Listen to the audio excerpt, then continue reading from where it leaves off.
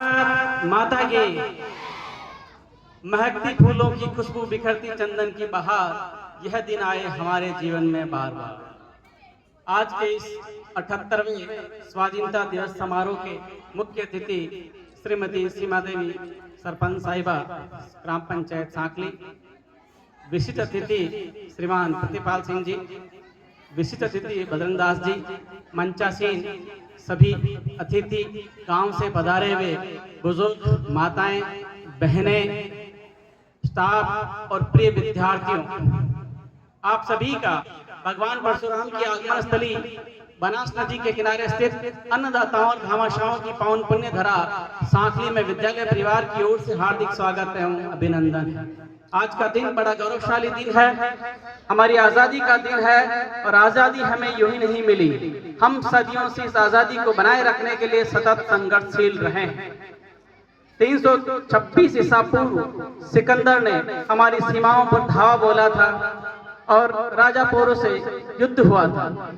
महान राजनीतिज्ञ चाणक्य के सानिध्य में चंद्रगुप्त मौर्य ने उसके सेनापति सेल्यूकस निकट को पराजित कर उसे सरहद पार भेजा था।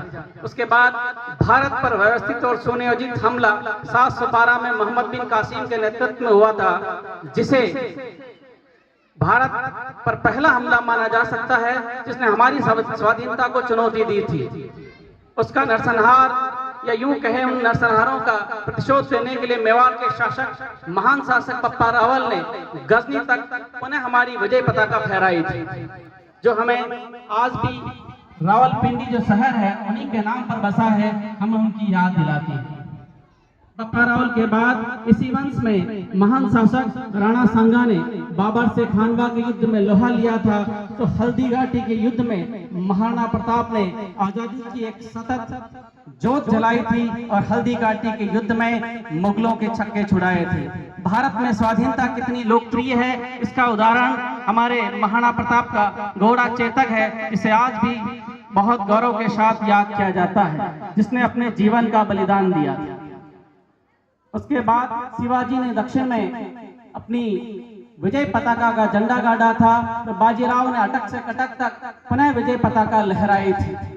कहते हैं कि कुछ कर गुजरने के लिए मौसम नहीं मन चाहिए, साधन सब जुट जाएंगे, बस संकल्प का धन चाहिए। इसी आशा और विश्वास के साथ सन 57 में चमक उठी वह तलवार पुरानी थी, हर बोले बूंदोलों के मुंह से सुनी हमने कहानी थी, खूब लड़ी मर्दानी वो तो झांसी वाली रानी थी।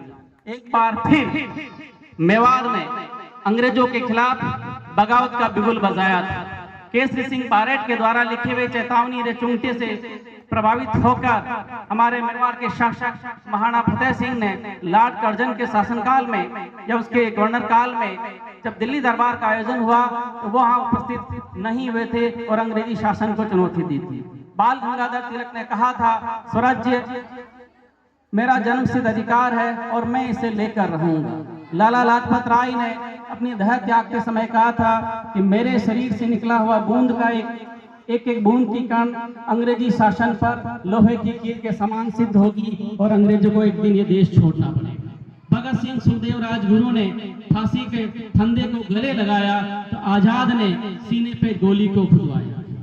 हमारे महान नेताजी सुभाष चंद्र बोस ने आजाद हिंद फौज के माध्यम से देश को आजाद कराने के लिए पुनः अंग्रेजी शासन के खिलाफ अपना विजय पताका की शुरुआत की थी।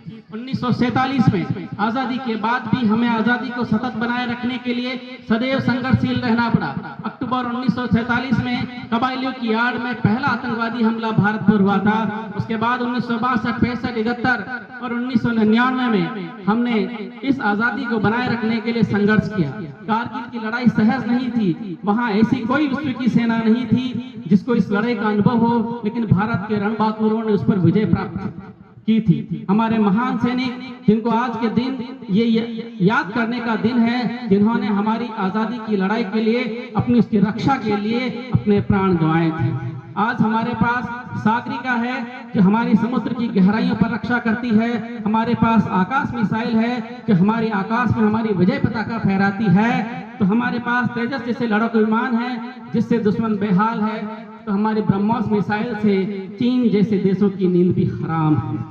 आज हम देश, आज हमारा देश न केवल हथियारों का आयात करता है बल्कि गत वर्ष 21,000 करोड़ रुपए का रक्षा निर्यात करके रक्षा के क्षेत्र में एक बहुत ही महत्वपूर्ण उपलब्धि प्राप्त की है। हमने शून्य से लेकर शिखर तक का सफर तय किया है। हमने अर्निंग और लर्निंग दोनों कमाए हैं और इसी के तहत हमने कोरोना काल में अपने स्वदेशी टीकों के माध्यम से हजारों लोगों की जान बचाने का कार्य भी हमने किया है।